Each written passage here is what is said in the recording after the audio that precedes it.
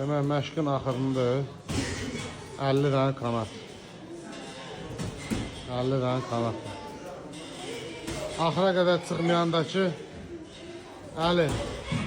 Axıra qədər çıxmasalar nə olacaq?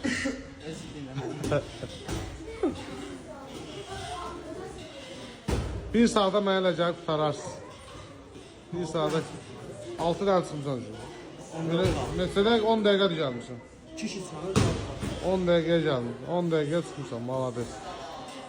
50 tane kanat. 50 tane kanat eləyirik çıxırıq.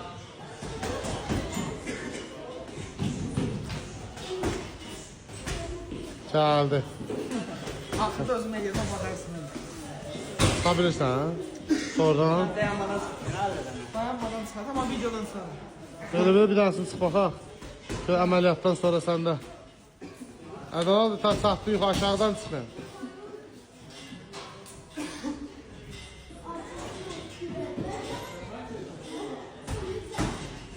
Maşallah, maşallah. Yok bilmem. Ha. Düşmür atıyor. Daha da olabilirsin 10 çıxdı. Ay maşallah. Hələ ağır məşqdən sonra da. Ha. Benim bakım görünür kardeşim. Ya sən çəkmirəm, onu saxlamışam.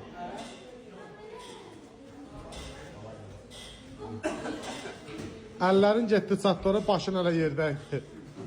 Başım geçer döneyim. Yox, hə. Xəlifə idmançı. Beni deneyim ben de. Gedər. Yetmez. Bax, görək. Görürüz mü anne? Halal olsun oğlum. Hələ ağır məşqdən sonra.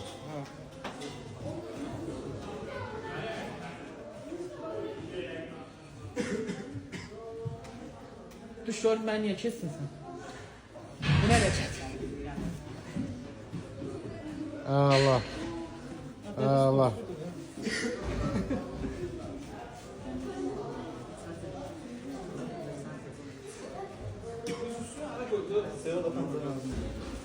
Allah.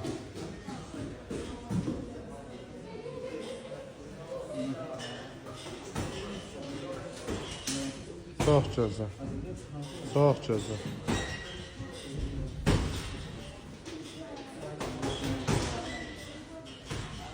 Olsun uşaqlar, 50 olan mənə deyər.